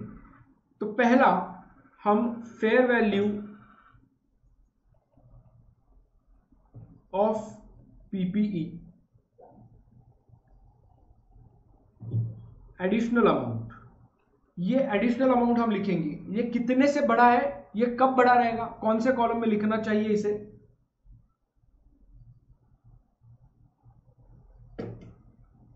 अक्टूबर एक्विजिशन डे। करेक्ट। और यहां पे क्यों आएगा ये analysis of net worth of beta में, क्यों आएगा? क्योंकि देखिए, जब कोई सब्सिडियरी को पेरेंट एक्वायर करता है, तो कंसोलिडेटेड फाइनेंशियल स्टेटमेंट्स में जब ये एसेट्स रिकॉर्ड करेगा, तो ये फेयर वैल्यू में रिकॉर्ड करेगा। तो ये अंडरस्टैंडिंग जब नेटवर्थ का आता है, तो it has to be considering the fair value of the net assets, not at the cost. So otherwise Beta की सभी एसेट्स एंड लाइबिलिटीज की फेयर वैल्यूज की कॉस्ट ही है। हाउएवर पीपीई का फेयर वैल्यू बस ज्यादा है by 55,000 as on the date of acquisition. तो मुझे यहां पे एडजस्ट करना पड़ेगा, क्योंकि ये जो शेयर कैपिटल रिटेन्ड अर्निंग्स दिया है, ये स्टैंड अलोन से आया है, तो यहां पे डेफिनेटली वो फेयर वैल्यू एडजस्टेड नहीं रहेगी। बात समझ में आ रही है आपको मेरी? तो इसीलिए ये जो फेयर वैल्यू जो एडिशनल है, जिसकी वजह से नेटवर्थ बढ़ती है सब्सिडियरी की as on the date of acquisition, उसका मुझे एक्सटर्नल एडजस्टमेंट करना पड़ता है। ये 55,000 से एक्सटर्नल एडजस्टमेंट मैंने किया यहां पे। इसका इमीडिएटली अब उसका टैक्स बेस तो वही रहेगा, कम ही रहेगा, जो भी है 150 रहेगा। यहां पे 2,05,000 बस क्या हुआ, अकाउंटिंग बेस हुआ, मतलब कैरिंग वैल्यू। तो this gives rise to the deferred tax liability. Tax base कम है ऑफ एन एसेट, तो यहां पे डेफर्ड टैक्स लाइबिलिटी आएगी, sorry, DTL on above adjustment. DTL on above adjustment at the rate, what is the tax rate? Tax rate क्या है? 20%। कितना आया ये? 1/5 आएगा ये। सो लाइबिलिटी है तो साइंस ध्यान में रखना, बिल्कुल साइंस ध्यान में रखना। ये as on the acquisition date इसका एडजस्टमेंट है। रिपोर्टिंग डेट में भी ये रिफ्लेक्ट होनी चाहिए, क्योंकि ये भी अगर रिपोर्टिंग डेट का नेटवर्थ देखे तो इस स्टैंडअलोन से आया है, तो इसमें ये नेटवर्थ जो बड़ी है फेयर वैल्यू की वजह से, इसका इंपैक्ट वहां पे नहीं है, तो हमें वो भी इंपैक्ट यहां पे देना पड़ेगा। बट ये 55,000 वैसे कंटिन्यू नहीं होगा, इसके ऊपर डेप्रिसिएशन भी तो आएगा। इसके ऊपर डेप्रिसिएशन कितने साल हुए इसे, रादर कितना, एक ही साल हुआ है, इसका यूजफुल लाइफ कितना है 5 years। सो डिवाइडेड बाय 5 मतलब 11,000 must be the depreciation for 1 year। ये एक साल का डेप्रिसिएशन मैं यहाँ पे प्रोवाइड करता हूं, तो ये नेटवर्थ यहाँ पे 44,000 से बड़ी हुई है, तो 11,000 से कम हुई, बट यहाँ पे एज ऑन डेट नेटवर्थ ज्यादा चाहिए। इसका डेफर्ड टैक्स इंपैक्ट भी कम होना चाहिए। आप 44,000 पे आप कैलकुलेट कीजिए 20%, कितना आया ये अमाउंट 8,800। ये एज ऑन डेट है, तो ये एज ऑन डेट आपको डेफर्ड टैक्स की एडजस्टमेंट यहाँ पे, अब ये ऑटोमेटिकली कैसे रिफ्लेक्ट होगी, अब ये कहीं पे भी जो एडिशनल डेप्रिसिएशन जो है इसका कहीं पे भी इंपैक्ट और सेकंड देना नहीं है, वो देना है, वो बाद में देना है। कैसे आएगा, ये net worth as on the date of acquisition है पहले कॉलम की, दूसरे कॉलम की as on the reporting date है, इसके बीच का जो डिफरेंस है that is post acquisition profit और लॉस, जो भी रहेगा ये ऑटोमेटिकली बाइफरगेट हो जाएगा पेरेंट में और आपके एनसीआई में। तो अभी इसका सेकेंड इंपैक्ट आपको इंडिविजुअली नहीं देना, कलेक्टिवली बाद में देना है। बात समझ में आ रही है आपको? तो यहां पे सेकेंड इंपैक्ट दे नहीं रहे ऐसी बात नहीं है, ये कलेक्टिवली बाद में देना है, इसलिए इमीडिएटली उसका सेकेंड इंपैक्ट नहीं आएगा। Are you with me everyone? Yes. इसका कोई भी सेकेंड इंपैक्ट ये 11,000 का गलती से भी दूसरे कई जगह मत देना, अभी ये आएगा कलेक्टिवली आएगा, एट द एंड आएगा, बट ये बाइफरगेटेड आएगा because that's the difference in post acquisition gains and losses करके आएगा, करेक्ट ना। ये एक एडजस्टमेंट यहां पे हो गया। उसके आगे यहीं से देखते हैं, तो हमने ये एडजस्टमेंट हमारा हुआ, इसके बारे में ये डेफर्ड टैक्स से रिलेटेड भी हो गया। अब ये नेटवर्थ एनसीआई जो है, ये इसका मेजरमेंट कितना है 65 मिलियन, ये फेयर वैल्यू पे करना है। अब देखिए ये कहां जाएगा,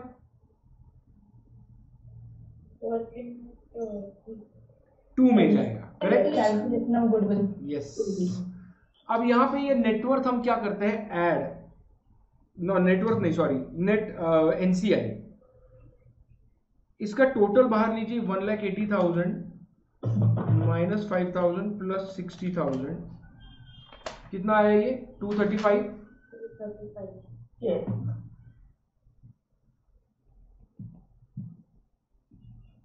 इसमें ऐड हो जाएगा एनसीआई एट फेयर वैल्यू। अगर ये कहते NCI is measured eight proportionate share of NCI, तो वो कहां से आती अमाउंट?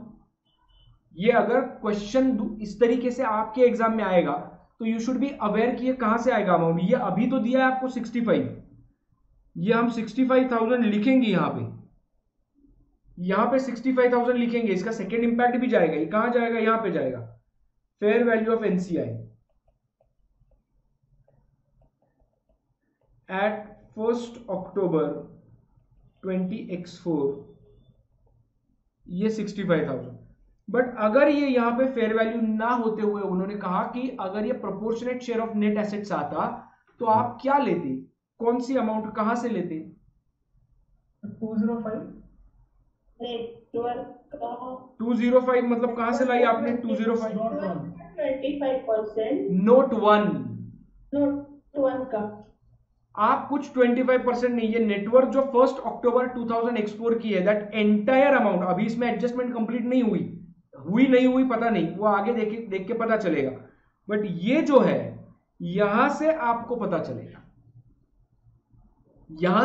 पता चलेगा, ये एक्विजिशन डेट की जो नेटवर्क का पहला कॉलम है एक्विजिशन डेट, तो वहां वो नेट एसेट्स कैलकुलेट कर रहे हैं as on the date of acquisition. अगर वो नेटवर्थ है हमारी, वो अगर नेटवर्थ हाँ, तो आपने जो 25% वो जो कहा, तो ये टोटल नेटवर्थ ऑफ बीटा है as on the date of acquisition, ये टोटल ऑफ बीटा होती, करेक्ट, ये टोटल नेटवर्थ ऑफ बीटा होती, तो वहां पे बाइफर्केशन नहीं करते आप, ठीक है ना। तो ये आप क्या करते हो, वो अमाउंट यहां पे आती थी एनसीआई में, बट यहां पे अभी कितना है, सो 65,000 उन्होंने कहा है, नहीं सॉरी, तो यहाँ पे अगर ये एनसीआई का रहता तो ये 25% वहां से आता है, वेरी सॉरी, और यहाँ पे भी ये अमाउंट जाती fair value of NCI, it's वो वहां से आता। Net proportionate share of net assets अगर होता तो वो उस वर्किंग नोट नंबर 1 के पहले कॉलम से आपका यहाँ पे अमाउंट आ जाता, दैट्स इट। तो इसलिए पहला वर्किंग नोट इंपॉर्टेंट है, बट अभी पहला वर्किंग नोट करने से पहले आपका ये अमाउंट यहाँ पे रेडी है। सो ये आपका टोटल कितना हुआ, ये 3 lakh. Are you with me till this point? Yes yes. अब देखिए यहां से लेस क्या होगा,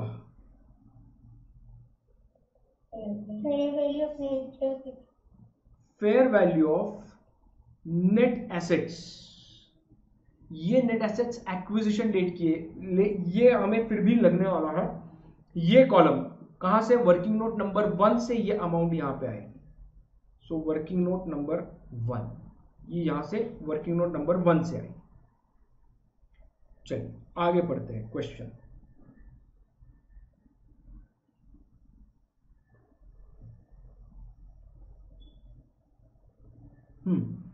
now the directors, sorry exhibit 3, intra group trading.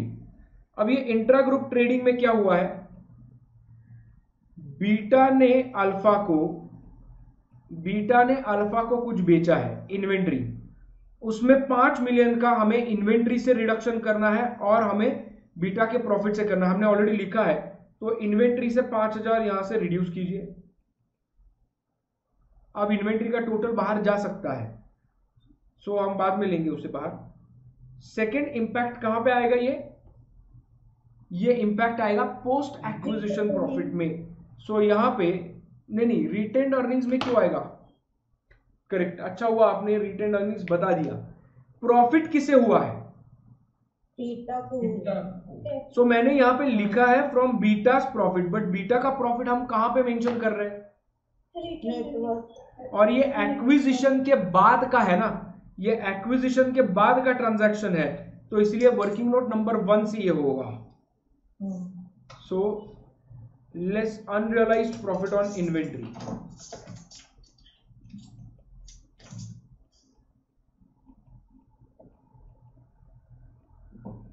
Unrealised profit on inventory कितना अमाउंट होगा, ये 5,000।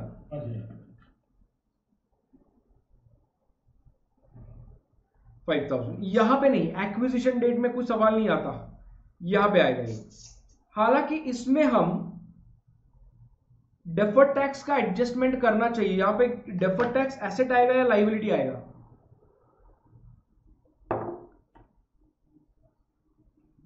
इन्वेंट्री का बैलेंस जो भी रहेगा ये अनरियलाइज प्रॉफिट रिड्यूस किए बिना एसएफएस में रहेगा, सब्सिडरी की, सॉरी पेरेंट की, am I right? पेरेंट की बुक्स में ये inventory stand alone financial statements में ये 5,000 रिड्यूस किए बिना रहेगा उसका बैलेंस, मतलब 20 मिलियन ही रहेगा, am I right? बट हम ये अनरियलाइज प्रॉफिट जब माइनस करेंगे तो ये बुक्स में कैरिंग वैल्यू उसका कम हो गया, बट टैक्स बेस के लिए 20,000 रहेगा, यहां पे कितना रहेगा 15,000 रहेगा, तो टैक्स बेस ज्यादा है तो डिडक्शन ज्यादा मिलेगा जब हम बेचेंगे तब, तो हमें डेफर्ड टैक्स एसेट क्रिएट करना पड़ेगा। हाउएवर यहाँ पे नोट लिखा है नीचे, wherever it is not mentioned about deferred tax asset, ignore deferred tax calculation, do not spend your energy and time on calculating that, you will save at least couple of minutes about thinking on this. But अगर ये कहा जाए तो आपको क्या करना है यहाँ पे, इसलिए मैं बता रहा हूं। तो यहाँ पे डेफर्ड टैक्स एसेट होता था ये 20% से, तो ये 1,000 रुपए का ये एसेट आता था, ये एडजस्टमेंट एसेट का दूसरी जगह और एक जगह जाता था। अब ये बात यहां से मुझे ध्यान में आई, हमने डेफर्ड टैक्स का इंपैक्ट ऊपर बैलेंस शीट में सेकंड इंपैक्ट यहां पे नहीं दिया, तो डेफर्ड टैक्स से रिलेटेड ये लाइबिलिटी रिड्यूस होगी, कितने से रिड्यूस होगी ये liability, how much is that amount, 8,800, correct. ये लाइबिलिटी एडिशनल क्रिएट की है हमने, तो ये रिड्यूस नहीं होगी, लाइबिलिटी इंक्रीज हो जाएगी। तो ये इस तरीके से सेकेंड इंपैक्ट हम भूल सकते हैं। तो पहली बार यहां पे अगर हमने लिखा है तो बाद में याद आ सकता है, बट ऑलवेज रिमेंबर हर एक जो एडजस्टमेंट करते हैं उसका सेकेंड इंपैक्ट जाना चाहिए। इन्वेंट्री का सेकेंड इंपैक्ट हमने ऑलरेडी ऊपर दिया है, ये सेकेंड इंपैक्ट है उसका अनरियलाइज्ड प्रॉफिट का। नेक्स्ट एडजस्टमेंट, सो ये एडजस्टमेंट हमने दोनों जगह पे कर दी। इंपेयरमेंट रिव्यू के लिए अभी हमें क्या चाहिए, नेटवर्थ चाहिए, करेक्ट। ये रिटायरमेंट बेनिफिट का कोई भी, ये अल्फा से रिलेटेड है तो बीटा के ऊपर कोई इसका इंपैक्ट नहीं आएगा, तो हम पहले नेटवर्थ कैलकुलेट कर पाएंगे, किसका, बीटा का। दोनों दिन का हम यहां पे नेटवर्थ कैलकुलेट कर पाएंगे, तो हम बीटा का नेटवर्थ कैलकुलेट करेंगे। टोटल कीजिए इसका दोनों का,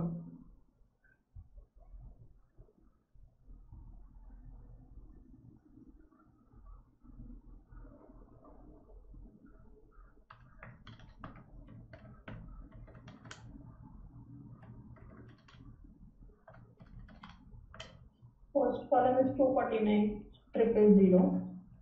सेकेंड इज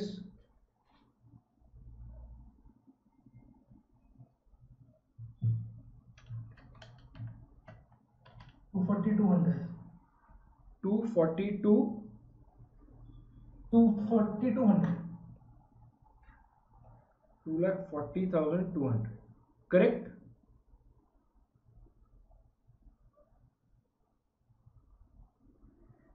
ये नेटवर्थ हमें चाहिए। अब यहां पे रिडक्शन है देखा जाए तो, so post acquisition loss, post acquisition loss, ये पोस्ट एक्विजिशन लॉस है। ये पोस्ट एक्विजिशन लॉस क्या होगा, आपको बाइफरगेट, कितना अमाउंट है ये, 240, 8800, 8800, ये आपको बाइफरगेट करना पड़ेगा बिटवीन ओनर्स एंड एनसीआई।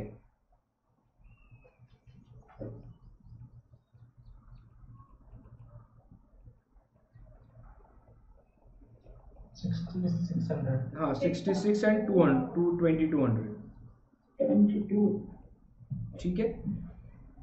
ये 6600 जो जाएगा, ये एक जाएगा रिटेन्ड अर्निंग्स में, हमारा वर्किंग नोट नंबर कितना है, नंबर 4 है आई थिंक, और ये जाएगा नंबर 4 में, ये एनसीआई में जाएगा, less post acquisition loss 25% share, working note 1 less 2200, retain earnings में less post acquisition loss, lines हमने कम छोड़ी है, ऊपर लिखते हैं,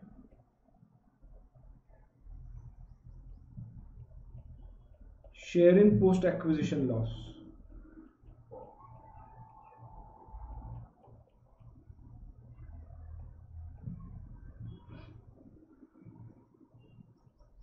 यहां तक सब ठीक है, एवरीबडी इज विथ मी?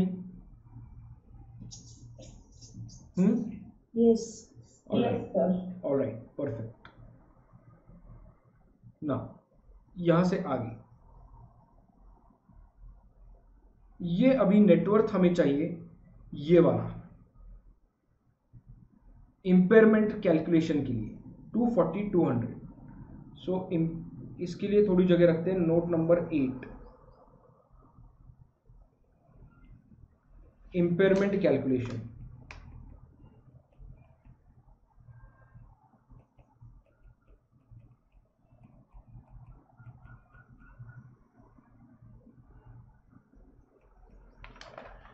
पहली बात, अब आपके पास जो लिखा है सीजीयूज, उसको लिखिए, CGU A B and C. Net worth as on 30th September 20x4 allocated in the ratio, कितना रेशो है वो 40:35:25, ये रेशो है।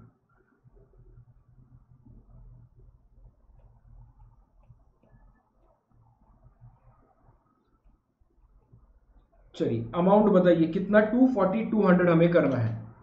240/200 मल्टीप्लाइड बाय 40%, 96,080, 35%, 84,070 एंड कितना है 25%, 60,050, 60,050। इसका टोटल करके देखते हैं वो करेक्ट है क्या। 96,000, 240/200, इसमें add goodwill in the same proportion, add goodwill in the same proportion। अभी हमारे पास गुडविल है क्या, गुडविल तो अभी तक मेरे पास कैलकुलेट हुआ नहीं है, लेकिन fair value of net assets ये हमारे पास आ चुकी है। कितना है नेट एसेट्स, कितनी आई मेरे पास, नोट नंबर 1 249 2,49,000। मेरे पास गुडविल कितने का आया यहाँ पे 51,000, ये गुडविल आया। अब गुडविल सॉरी यहाँ पे इंपेयरमेंट लॉस हो सकता है, तो इसके लिए हमें ये जगह छोड़नी पड़ेगी। यहाँ पे गुडविल 51,000, तो यहाँ पे गुडविल भी एलोकेट कीजिए in the same ratio. 51,000 multiplied by 40% is 20,400, 35% is 17,850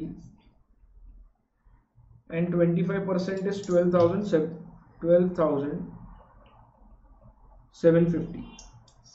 इसका टोटल बताइए कितना हुआ।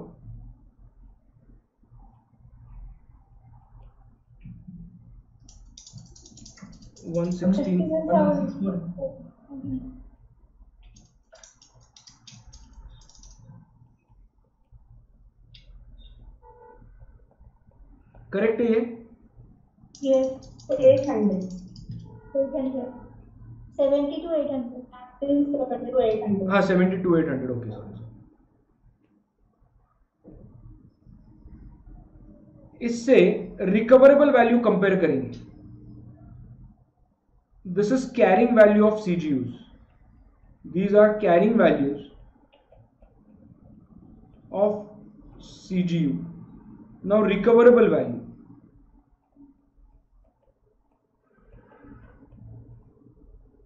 रिकवरेबल वैल्यू कितना है 1 लाख। हाँ 1 लाख, 1,10,000 एंड 80,000। 1,10,000 एंड 80,000,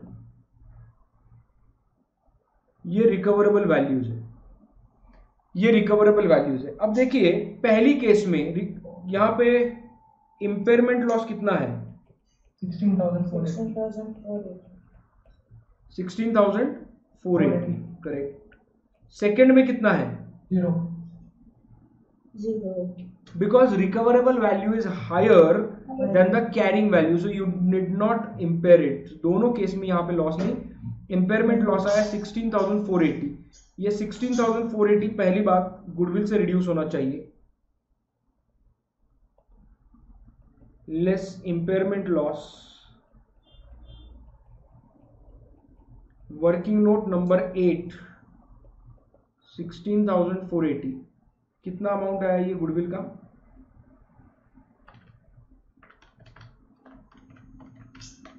34,520। ये आप गुडविल यहां पे लिख सकते हो 34,520 गुडविल,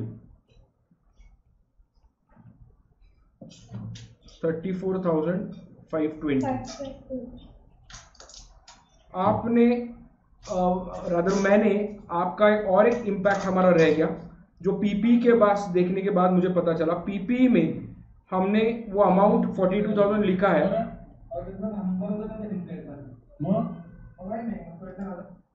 सो यहाँ पे हमें ये नेटवर्थ ऐड करनी चाहिए। So fair value adjustment, fair value adjustment, fair value adjustment PP से रिलेटेड हमारी रह गई थी। अभी गुडविल से रिलेटेड जो इम्पैक्ट देंगे हम, गुडविल लॉस का सेकंड इम्पैक्ट और बचा है, तो उसके पहले हमें फेयर वैल्यू एडजस्टमेंट करनी है। फेयर वैल्यू एडजस्टमेंट बताइए कितने से एडजस्ट करनी है? 55,000। तो यहां पे भी गड़बड़ हो सकती है बिकॉज एज ऑन 30 सितंबर कितने का एडजस्टमेंट है? 44,000 नॉट 55,000। सो यहां पे ये 44,000, ये अमाउंट आई 464। करेक्ट, ये 464 आप लिख दीजिए और फिर बाद में गुडविल का एडजस्टमेंट और बाकी है।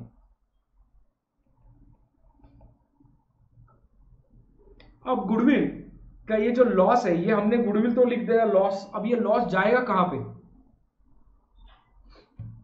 गुडविल का लॉस जाएगा कहां पे?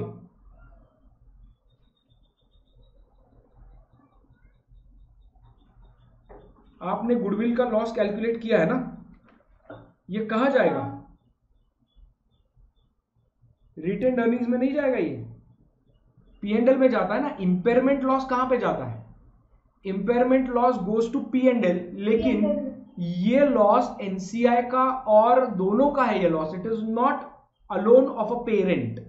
ये पेरेंट का अकेले का लॉस नहीं है, पेरेंट के stand alone financial separate financial statement से गुडविल नहीं आया, ये कंसोल में आया है और ये इन्वेस्टमेंट से रिलेटेड लॉस है। तो ये गुडविल का लॉस दोनों को अलोकेट होना चाहिए। तो यहां पे लॉस कितना हुआ है हमारा? 16,000। How much it is? 480। Impairment loss यहां पे लिखता हूं मैं, impairment loss 16,480, correct, multiplied by 75%, कितना आया?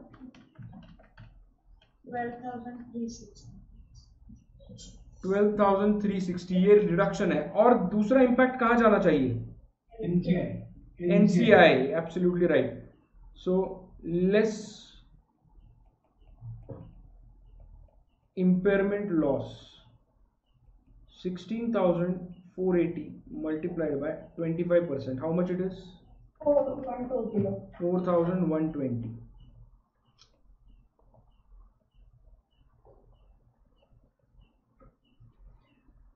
ये एडजस्टमेंट्स हो गई हमारी रिलेटेड टू इम्पेयरमेंट। अभी और एक बाकी लास्ट एडजस्टमेंट हमारा बाकी बचा है with respect to retirement benefit plan. तो ये एडजस्टमेंट हो गया, इसके दोनों इंपैक्ट्स हो गए। हमने इंपेयरमेंट का लॉस गुडविल में एडजस्ट किया, अल्टीमेटली जो लॉस है वो रिटेन्ड अर्निंग्स में एंड एनसीआई में दोनों में उसका एक एक शेयर दे दिया। हमारा यहाँ पे ये एडजस्टमेंट खत्म हुआ। Retirement benefit plan, retirement benefit plan में क्या करना है? सो यहाँ पे इनिशियल दिया है हमें, वो कितने का है? 55,000 का पहला है। देन इसमें हमारा करंट सर्विस कॉस्ट 25 और ये 2.5। चलिए तो पहले इसमें एक इंपैक्ट दे देते हैं पेंशन लाइबिलिटी में। Pension liability add current service cost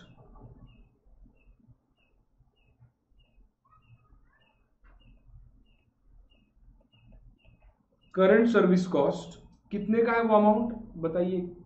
22,000 ना, सॉरी 25,000। ओके, इंटरेस्ट भी ऐड होगा, नेट इंटरेस्ट कॉस्ट 2,500 है ना ये। लाइबिलिटी ऐड होगी इसलिए ये ऐड होगा, बट कंट्रीब्यूशन भी किया है। ये नेट प्लान है, नेट पेंशन लाइबिलिटी,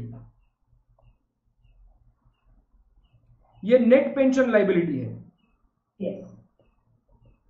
इसलिए यहां पे कंट्रीब्यूशन भी हमें कंसिडर करना पड़ेगा, अदरवाइज ये सिर्फ इंडिविजुअल लाइबिलिटी होती है तो कंट्रीब्यूशन यहां पे सवाल नहीं आता, बट ये यहां पे कंसिडर करना पड़ेगा। कंट्रीब्यूशन की वजह से नेट लाइबिलिटी कम होगी, इसलिए contribution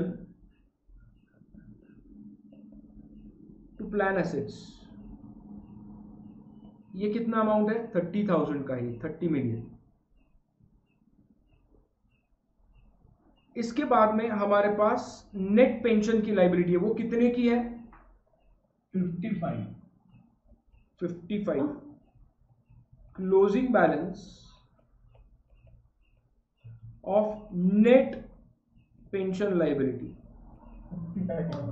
correct, it is 160 minus 105, correct, यही है ना कुछ अमाउंट? सॉरी, क्या है?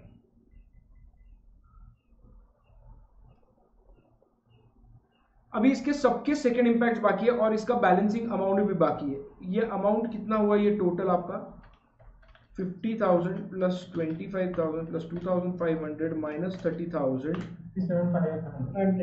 47,500 और ये माइनस 55,000, मतलब ये लाइबिलिटी बढ़ी आपकी। एक्चुअली लॉस्ट, तो ये कितने से बढ़ी? 7,500 से ये एक्चुअल लॉस है। Actual loss, this is balancing amount. इन सबका सेकेंड इंपैक्ट बाकी है, सबका सेकेंड इंपैक्ट बाकी है। पहले तो क्लोजिंग लाइबिलिटी हमें नेट लिखनी पड़ेगी वो पेंशन लाइबिलिटी में, तो पेंशन लाइबिलिटी में शायद हमने पहले ही लिखा या नहीं लिखा? नहीं, पेंशन लाइबिलिटी में यहां पे 55,000, we will write it down 55,000 here. इसके बाद हमें रिटेन्ड अर्निंग्स में कुछ इंपैक्ट देने पड़ेंगे, क्योंकि ये रिटेन्ड अर्निंग्स में, रिटेन्ड अर्निंग्स यहां पे मेरा ऐड हो जाएगा। यहां पे क्या? Current service cost, current service cost less होगा, लेस होगा। करंट सर्विस कॉस्ट, ये अमाउंट कितनी है? 25,000। ये 2,500 मेरा रिड्यूस हुआ interest cost, net interest cost, और ये ऐड होगा मेरा यहां पे कंट्रीब्यूशन टू प्लान एसेट्स, क्योंकि ये इसका जो 30,000 का एक इंपैक्ट इन्होंने रिटेन्ड अर्निंग्स में दिया है, करेक्ट। अदरवाइज वो 30,000 यहां पे ऐड नहीं हो सकता। आइडियली वो 30,000 यहां पे ऐड नहीं होना चाहिए। वो एरर जो है, वो एरर हम रेक्टिफाई कर रहे हैं। यहां पे हमने लिखा है पेंशन लाइबिलिटी की शुरुआत में कि ये 30,000 ऐड करना पड़ेगा आपको, ये 30 मिलियन जो है ये आपको ऐड करना पड़ेगा, because erroneously they have reduced it from retained earnings. तो इसलिए अदरवाइज यहां पे रिटेन्ड अर्निंग्स में ये ऐड कभी नहीं होता, ध्यान दीजिए, ये कभी ऐड नहीं होगा, इसका कोई रिटेन्ड अर्निंग से लेना देना नहीं है। सो contribution to plan assets wrongly debited to retained earnings, तो ये गलती से हुआ था, तो इसको हमने रेक्टिफाई किया। अदरवाइज रिटेन्ड अर्निंग्स शुरू में ही 180 होना चाहिए था, वो 150 आ गया था। हमने सभी इंपैक्ट्स इससे रिलेटेड भी क्लियर कर दिए। इंपेयरमेंट लॉस हो गया, पेंशन लाइबिलिटी का ये इंपैक्ट दे दिया, ये दे दिया, ये दे दिया, और एक बाकी है हमारा ओसीआई। ओसीआई का एक बाकी है। सो यहां पे ये लॉस है less actual loss. Working note number कितना है वो अपना? 7,500 माइनस दिस इज 52,500। तो एक एक लाइन आइटम हम चेक करेंगे क्या क्या पोस्ट किया है, क्या क्या पोस्ट नहीं किया। ये ओसीआई में अदर कंपोनेंट्स ऑफ इक्विटी में लिख दीजिए 52,500।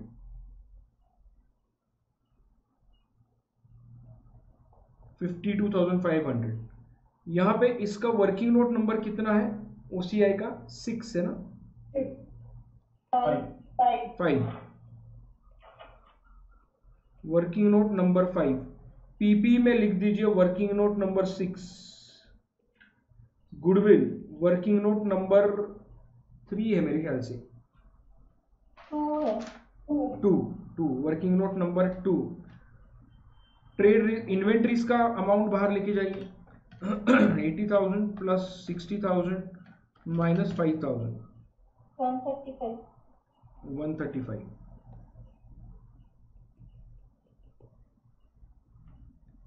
देन शेयर कैपिटल यहां का वैसे का वैसे है। Retained earnings working note number 4 कितना अमाउंट है, अभी आपको टोटल करना पड़ेगा वर्किंग नोट नंबर 4 का। एनसीआई का भी कीजिए। 65,000 माइनस 2200 माइनस 4120 58,680 एनसीआई में लिख दूंगा मैं। Working note number 3 58,680। Retained earnings ये टोटल करेक्ट है कि एक बार देखिए। 150 minus 5,000 plus 10,000 minus 6,600 minus 12,360 minus 25,000 minus 2,500 plus 30,000 138,548। Okay 138,540। This is 138,540।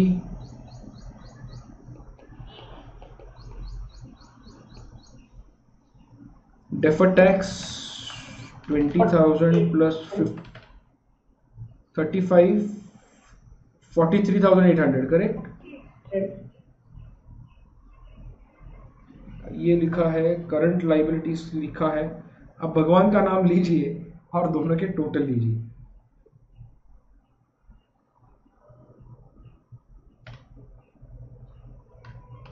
$464 plus 34,520 plus 135 plus 145 plus 55 833,520।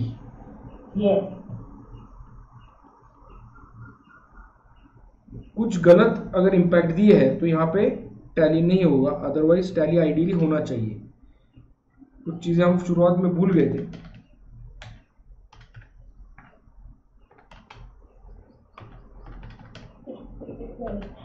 $58,680 plus 1,05,000 plus 43,800 plus 55,000 plus 50,000 plus 120 plus 50,000 833,520 correct है क्या? 833,520 833,520 ठीक है।